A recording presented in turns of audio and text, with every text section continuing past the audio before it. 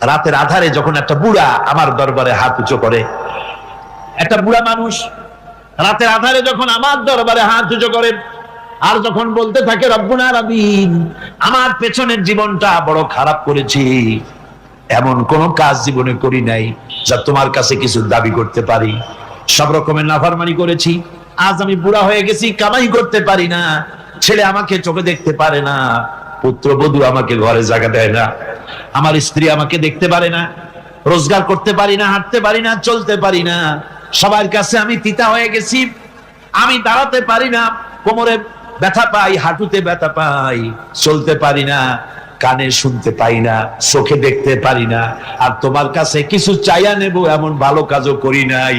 এইভাবে যখন বান্দা কাঁদতে থাকে আমার দরবারে, ও আমার হাবিব আমার রহমতের দরিয়ায় জোশ মেরে যায়, আমার শরম হয় এই বুড়াটারে কেমনে খালি হাতে ফিরাইয়া দেই। সুবহানাল্লাহ, সুবহানাল্লাহ। আমার আল্লাহর এত দয়া, আমার আল্লাহর এত মায়া, এত মহব্বত। আমার আল্লাহ রাব্বুল আলামিন বলেন, ওয়াইযা সালাকা ইবাদি আন্নী ফাইন্নী করিব। আমার হাবিব, আমার বান্দা আমার ব্যাপারে প্রশ্ন করে, আমি বান্দার একদম নিকটে। কোরআনে কারীমের মধ্যে আল্লাহ পাক বলেন, ওয়ায়াসআলুনাকা আনিল মাহিদ, মেয়েদের হায়েজ সম্পর্কে জিজ্ঞাসা করা হয়, কুল হিয়া আযা, হে নবী আপনি বলুন।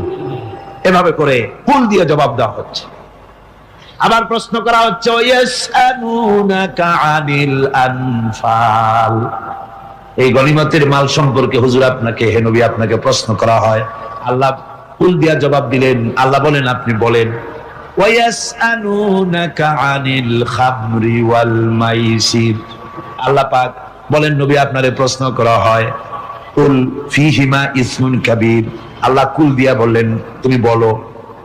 আবার বলা হলো, ওয়ায়াসআলুনাকা আনিল আহিল্লা কুল হিয়া মাওয়াকিতু লিন্নাস, নবী আপনাকে প্রশ্ন করা হয় চাঁদের ক্রমবর্ধমান এবং ক্রমহ্রাস, এই যে বাড়ে আর কমে, পূর্ণিমা হয় অমাবস্যা হয়, কেন হয় আপনি বলুন। কুল, আপনি বলেন এটা আমি অক্ত এবং সময়, বছর আর দিন গণনা করার জন্য পৃথিবীবাসীদের জন্য বিনা পয়সায় একটা ক্যালেন্ডার বানাইয়া আকাশে ঝুলাই রেখেছি। এভাবে যত জায়গায় এসেছে আপনাকে প্রশ্ন করা হয়, তত জায়গায় আল্লাহ জবাব দিয়েছেন কুল, আপনি বলেন। গোটা কোরআন শরীফের ভিতরে এই একটি মাত্র জায়গা যেখানে বলা হয়েছে আপনাকে প্রশ্ন করা হয়, আল্লাহ এখানে বলতে পারতেন কুল, আপনি বলেন, আল্লাহ তোমাদের নিকটবর্তী, এভাবে জবাব হয় না। এটা কায়দাটা হলো এই, আল্লাহ বলতেছেন ওয়াইজা সালাকা ইবাদি, ও আমার নবী প্রশ্ন তো আমার বান্দারা আমার ব্যাপারে করেছে, এবার আপনার জবাবের কোনো দরকার নাই, প্রশ্ন আমার ব্যাপারে, আমি নিজে জবাব দিয়ে দেই, ফাইন্নী করিব। ও বান্দা আমার ব্যাপারে প্রশ্ন করেছিস, জবাব আমি দেই, আমি তোর সবচাইতে বেশি নিকটে। সুবহানাল্লাহ। আল্লাহ রাব্বুল আলামিন বলেন, অন্তরের অন্তঃস্থল থেকে একটি বার যদি বান্দা বলেন আল্লাহ, আল্লাহ বলেন 70 বার সাড়া দিয়া জিজ্ঞেস করি, বান্দা কি চাও, আমি তোমার কাছে আছি। সুবহানাল্লাহ, আমি তোর একদম কাছে, কি চাস বল, বল আমার কাছে। এমন দয়াবান, এমন মেহেরবান, এমন আল্লাহ আমাদের, সে আল্লাহ রাব্বুল আলামিন, তিনি বলছেন وقال ربكم ادعوني استجب لكم, তোমাদের রব বলেছেন আমারে ডাকো, আমি আল্লাহ ডাকের সাড়া দিয়া দেব। সুবহানাল্লাহ। কারে ডাকতে হবে, কারে ডাকতে হবে? এই বিশাল জনসমুদ্র একটুকে চিল্লা এখন কারে ডাকতে হবে? কোন পীর সাহেবকে নয়, আল্লাহর কসম কোন খাজা বাবাকে নয়, ডাকতে হবে কারে? চিল্লা এখন কারে? ওয়াকালা রাব্বুকুম উদউনি, তোমার রব তোমাকে বলতেছে আমারে ডাকো, আস্তাজিব লাকুম, আমারে ডাকবে আমি সাড়া দিয়ে দেব। সুবহানাল্লাহ। আল্লাহকে ডাকেন, কি চাই আপনার বলেন, কি চাই? আল্লাহর কাছে চান, আল্লাহ দিয়ে দিবে। দেওয়ার জায়গা আল্লাহর কাছে চাইবেন, আল্লাহ দিবেন। দেওয়ার জায়গা, চাওয়ার জায়গা হলো সেজদায় পড়ে যাবেন। আমার ভাইয়েরা, জায়গাটা চিনাই দিলাম। মাজারে যাওয়া লাগবে না, কবরে যাওয়া লাগবে না। 2 রাকাত নামাজ পড়ে সেজদায় পড়ে গিয়া যত বিপদ আছে, মুসিবত আছে, সেজদার মধ্যে চোখের পানি ছেড়ে দেন আর কেন্দে কেন্দে জীবনের কথা বলেন। আল্লাহ রাব্বুল আলামিন আপনার আওয়াজ শুনবেন আর দোয়া কবুল করে নিবেন। কাঁদতে হবে আল্লাহর কাছে। কার কাছে? আল্লাহর কাছে। এবার বলো পঞ্চম উপকারের কথা। আল্লাহর প্রতি আপনি পূর্ব পশ্চিমে কতবার মুখ ঘুরালেন, এটাই কিন্তু আপনার আসল সৎ কাজ নয়। আসল সৎ কাজ হলো আল্লাহর প্রতি ঈমান আনা। এই ঈমানের ব্যাপারে 3টা দিন আমরা পার করে দিলাম, এখনো কথা শেষ হয় নাই। আল্লাহর প্রতি ঈমান আনলে পরে যে উপকারটা হবে 5ম নম্বরে, সেটা হলো কঠোর এবং কঠিন বিপদের ভিতরে বান্দার ভিতরে অবিচলতা এবং ধৈর্যের সৃষ্টি হয়ে যাবে। আলহামদুলিল্লাহ। কঠিন বিপদ মুসিবত আসলে পরে সে অবিচল থাকবে। সারা দুনিয়ার বিপদ আপদ, শত্রুতা, দুঃখ, কষ্ট, মুসিবত, জুলুম, নির্যাতন সবকিছু পাহাড়ের মতো উঁচু হয়ে তাকে ঘিরে ফেলবে, কিন্তু তাকে এক চুলও নাড়াতে পারবে না।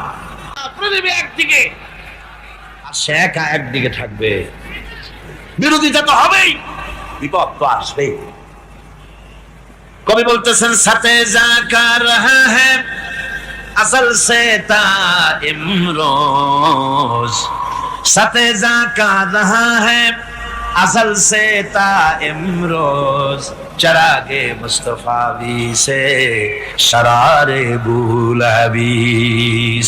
সে আবহমান কাল থেকে শুরু করে মুস্তাফা সাল্লাল্লাহু আলাইহি ওয়াসাল্লামের দীপ শিখার সাথে আবু জাহেল, আবু লাহাবের অগ্নিস্ফুলিঙ্গের টক্কর লেগেই আছে। রাসূলুল্লাহ আল্লাহর দেওয়া এই বিধান, এই দ্বীনের বাতিটা টিম টিম করে জ্বলেছে। আর গর্কি, টর্নেডো, হাজার হাজার মাইল বেগে হ্যারিকেন এসেছে, গর্কি এসেছে, টর্নেডো এসেছে, টাইফুন এসেছে, কিন্তু এই আলো নিবাইতে পারে নাই। সুবহানাল্লাহ। এই আলো নিবাতে পারে নাই। এই শত্রুতা চিরকালে নিবাতে পারবে না। কারণ হচ্ছে আল্লাহ রাব্বুল আলামিন বলেছেন, ইউরিদুনা লিইউতফিউ নূরাল্লাহি বিআফওয়াহিহিম ওয়াল্লাহু মুতিম্মু নূরিহি ওয়ালাউ কারিহাল কাফিরুন। ওরা চায় মুখের ফু দিয়ে আমার আলোকে নিভিয়ে দেবে, কিন্তু আমি আমার আলোকে পূর্ণতা দান করব। তাতে কাফের বেঈমানদের কলজায় যত জ্বালা যন্ত্রণা হোক, আমার দ্বীন কেউ মিটাই দিতে পারবে না। সুবহানাল্লাহ। সুতরাং বিপদে অবিচলতা আসবে, সে অটল হবে, মজবুত হবে। কোরআনে কারীম বলতেছে, ওয়া কাযালিকা জাআলনা লিকুল্লি নাবিয়্যিন আদুওয়াম মিনাল মুজরিমিন।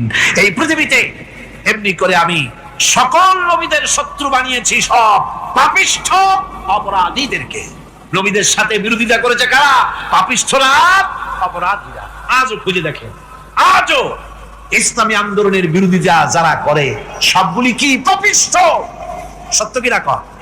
ইসলামী আন্দোলনের বিরোধিতা যারা করে হিসাব করে চোখ দিয়ে তাকায় দেখেন, খুঁজে দেখেন তাদের নামগুলি। মদখোর, জেনাকার, বদমাশ, চোর, হাইজাকার, বেনামাজি, লুটেরা, মিথ্যাবাদী, সবচাইতে সমাজের নিকৃষ্ট লোকগুলি ইসলামের বিরুদ্ধে।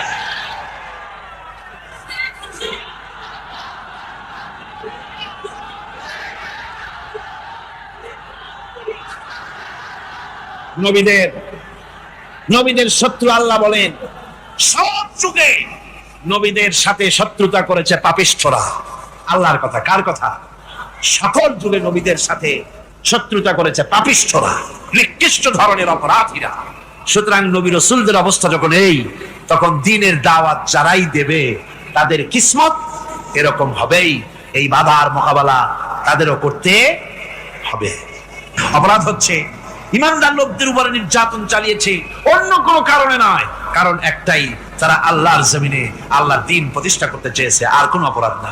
জমিন আল্লাহর, জমিন কার? এই বিশাল জনসমুদ্র গর্জে উঠুন একযোগে, বলুন জমিন কার? সাহাবায়ে কেরাম অত্যাচারিত হয়েছেন। বুখারী শরীফের হাদিসে এসেছে, রাসূল করিম সাল্লাল্লাহু আলাইহি ওয়াসাল্লামের কাছে হযরতে খাব্বাব গিয়ে উপস্থিত হয়েছিলেন। হযরত খাব্বাব বলেন, হাদিসটা এভাবে লেখা হয়েছে বুখারীতে, ওয়ান খাব্বাব বিন আরিদ রাদিয়াল্লাহু তাআলা আনহু قال شكونا الى رسول الله صلى الله عليه وسلم وهو متوسد بردة له في ظل الكعبة। রাসূলুল্লাহর কাছে গেলাম, কাবা শরীফের কাছে গিয়া দেখি নবীজি একটা চাদর গায়ে দিয়ে তিনি আরাম ফরমাচ্ছিলেন কাবা শরীফের ছায়ায়। সেখানে গিয়ে বললাম, আলা তাস্তানসিরু লানা আলা তাদউ লানা ইয়া রাসূলুল্লাহ, হে আল্লাহর রাসূল, আপনি কি আমাদের জন্য আল্লাহর কাছে দোয়া চাইবেন না? আপনি কি আল্লাহর কাছে আমাদের জন্য সাহায্য চাইবেন না? আমাদের লোকগুলিকে, মুসলমানগুলিকে মারতে মারতে তো শেষ করে ফেলে দিল। তারা আমাদের সুমাইয়াকে মারলো, আমাদের খাব্বাবকে উটের সাথে পায়ের দড়ি লাগায় টানলো, আমাদের খোবায়েবকে তারা আগুনের উপরে চিৎ করে শোয়ায় রাখলো, না খায় রাখতেছে, মারতেছে, কষ্টে তো শেষ হয়ে গেলাম। হুজুর, আপনি কি আমাদের জন্য দোয়া করবেন না? হাদিস শরীফে এসেছে, নবীজি উঠে বসলেন সোজা হয়ে। নবীজি বলেন, ও আমার সাহাবী, ও খাব্বাব, শোনো, তোমাদের আগে এই পৃথিবীতে যারা দ্বীনের দাওয়াত দিতে এসেছিলেন তাদেরকে সমকালীন রাষ্ট্র শক্তি, সমাজ শক্তি তাদেরকে ধরতো। ফায়ুখাজুর রাজুল, তাদেরকে তারা ধরতো। ফায়ুফারু লাহু ফিল আরদ, আর তার জন্য জমিনের ভিতরে কবর বানাইতো।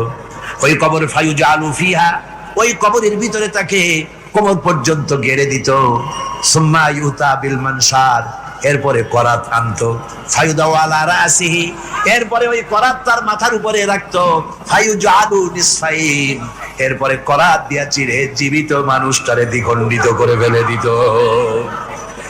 মা ইয়াসুদ্দুহু যালিকা আন দীনিহি, ও আমার খাব্বাব, এত কষ্ট দেওয়ার পরেও সেই যুগের কোন মুসলমানকে, দ্বীনের দায়ীদেরকে আল্লাহর দ্বীন থেকে এক চুলো তারা সরাই দিতে পারে নাই, এক চুলো সরাতে পারে নাই।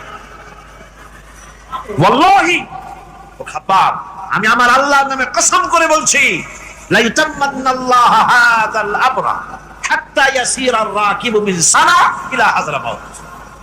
আমি কসম করে বলি, আল্লাহ রাব্বুল আলামিনের এই সানা থেকে হাজারামাত পর্যন্ত লোকেরা যাতায়াত করবে, সুন্দরী রমণীরা গমন করবে, সদাকারেরা যাতায়াত করবে, টাকা নিয়া পয়সা নিয়া যাতায়াত করবে।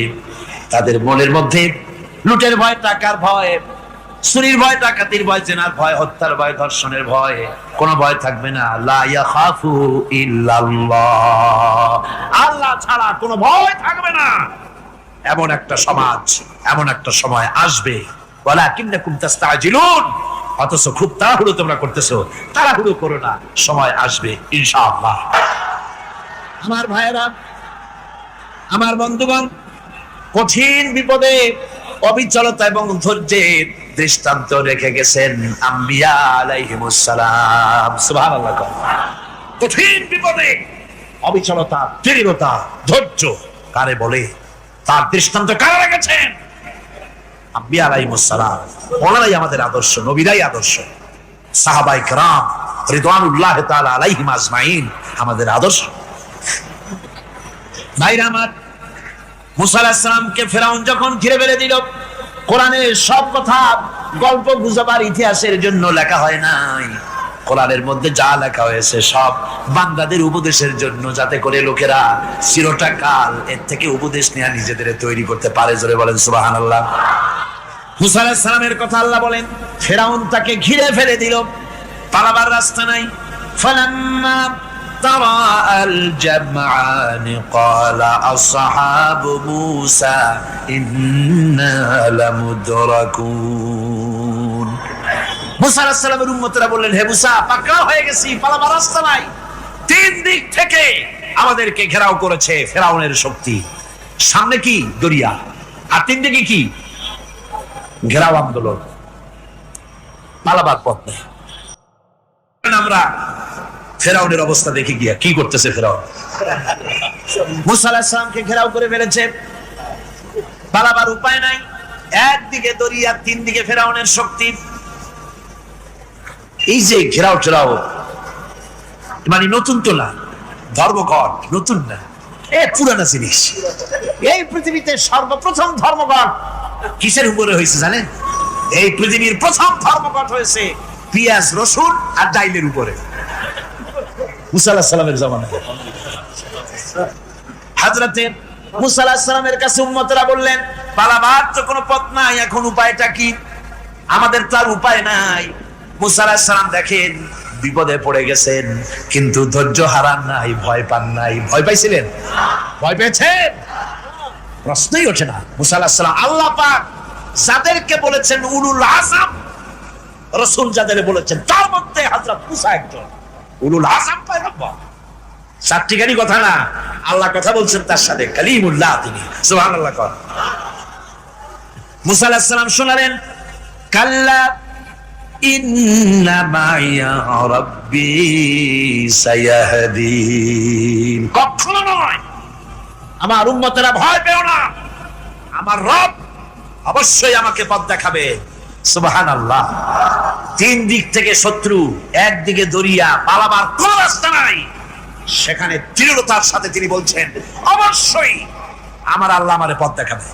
সুবহানাল্লাহ। নবীরা এই দৃঢ়তা দেখিয়েছেন, অবিচলতা দেখাইছেন। আল্লাহ পাক মুসা আলাইহিস সালাম যখন এই দৃঢ়তা দেখালেন, এই অবিচলতা দেখালেন, সঙ্গে সঙ্গে জিবরাইল এসে হাজির হয়ে গেলেন। আল্লাহ পাক বলেন, ফাআওহাইনা ইলা মূসা আন আদরিব বিআসাকাল বাহরা ফানফালাকা ফাকানা কুল্লু ফিরকিন কাত্তাউদিল আযীম। মুসা আলাইহিস সালামকে আমি ওহী নাযিল করলাম, তাকে বললাম হাতে যে লাঠি আছে এই লাঠি দিয়ে আঘাত করো দরিয়ার উপরে। দরিয়ার উপরে আঘাত করলেন, একটা রাস্তা হয় নাই, 12টা রাস্তা তৈরি হয়ে গেল। আর দেওয়ালগুলা পাহাড়ের মতো উঁচা হয়ে গেল। দরিয়ার ভিতরে পাহাড়ের মতো উঁচা মজবুত 12টা রাস্তা। এবার মুসা আলাইহিস সালাম তার দলবল নিয়ে চললেন। আল্লাহ রাব্বুল আলামিন বলেন, ওয়া আনজাইনা মূসা ওয়া মান মাআহু আজমাইন। মুসা এবং তার সাথী সঙ্গীদেরকে আমি পার করে দিলাম। মুসা আলাইহিস সালাম এবং তার সাথী সঙ্গী নিয়ে যখন দরিয়ার মাঝখানে আসছে, ফেরাউন তার দলবল নিয়ে এসে গেছে। আসে দেখে নদীর মধ্যে রাস্তা। বাবা, খুব তো কায়দা। ও মনে করছে ওর বাজানের তৈরি করা ডিস্ট্রিক্ট বোর্ডের রাস্তা। ওর লোকজন নিয়ে নেমে গেছে দরিয়ার ভিতরে। ও আসছে মাঝখানে, মুসা আলাইহিস সালাম চলে গেছে ওপার, দরিয়া পার। মাঝখানে যখন এসে গেল, আল্লাহ রাব্বুল আলামিন পানিকে অর্ডার করলেন কুন। আল্লাহর তো বটন টেপা লাগে না, মুখ দিয়া কোনো হুকুম করা লাগে না, শুধু বলেন কুন। যে ব্যাপারে কুন বলেন ফায়াকুন, সাথে সাথে হয়ে যায়। আল্লাহ বললেন কুন, আর অমনি রাস্তা বন্ধ হয়ে গেল। এবার তুফান শুরু হয়েছে নদীতে, ঢেউয়ের উপরে ঢেউ, মওজুন কাল জিবাল, পাহাড়ের মতো উঁচু হয়ে হয়ে ঢেউ আসতেছে। দলবল ঘোড়া আর অস্ত্রপাতি যা ছিল সব মরিয়া শেষ। এবার ফেরাউন একা উপরে ওঠে আর নিচে নামে, পানি খেতে খেতে পেটের কাম সারা। জনমের খাওয়া খাইছে পানি, এখন জান যায়। বাঁচবার আর উপায় না, বাঁচবার আর উপায় নাই। ফেরাউন তার নিজের জীবন সম্পর্কে হতাশ হয়ে গেল। এবার ফেরাউন বলতেছে, আমানতু আন্নাহু লা ইলাহা ইল্লাল্লাযী আমানাত বিহি বানু ইসরাঈল। আমি ঈমান আনলাম, আমি ঈমান আনলাম আল্লাহ ছাড়া কোনো ইলাহ নাই। ওই আল্লাহর উপর ঈমান আনলাম যে আল্লাহর উপরে ঈমান এনেছে বনি ইসরাঈলেরা। আল্লাহ যাতে ঠিক পাইছে কোন আল্লাহর উপর ঈমান আনছে। বনি ইসরাঈলের আল্লাহর উপর ঈমান আনলাম। আল্লাহ, এই তো মুসলমান হয়ে গেছি, এরপরও আমার সুবাও কেন?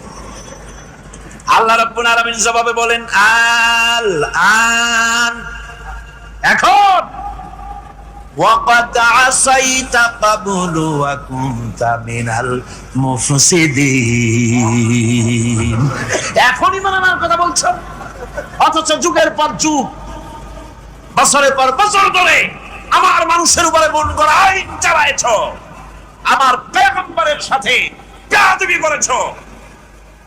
আজ তোমাকে আমি ছাড়ছি না, তোমাকে আজকে ছেড়ে দেব না, আমি তোমাকে মারবো। আর সমস্ত প্রাণীগুলিকে, স্থলচর প্রাণীগুলিকে আল্লাহ পাক অর্ডার দিয়া দিলেন, এই ফেরাউনের লাশকে ডুবাবি না, পচাবি না, খাবি না।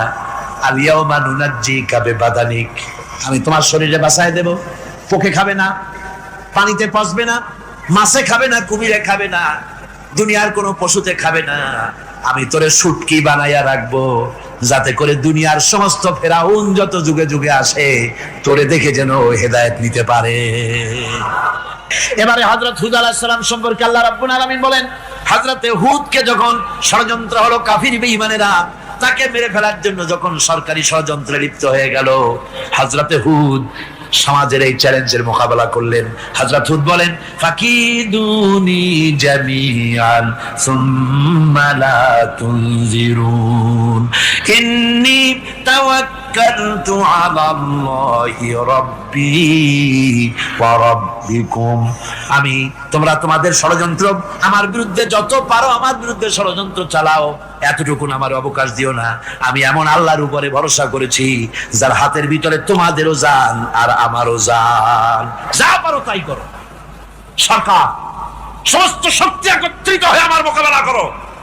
একদিকে হুদ আলাইহিস সালাম, আর একদিকে গোটা জাতি। হযরত হুদ ভয় পায় নাই। সুবহানাল্লাহ। কোন ঈমান বিল্লাহ মানুষের কলিজাকে এভাবে শক্ত করে দেয়। কোন আলহামদুলিল্লাহ।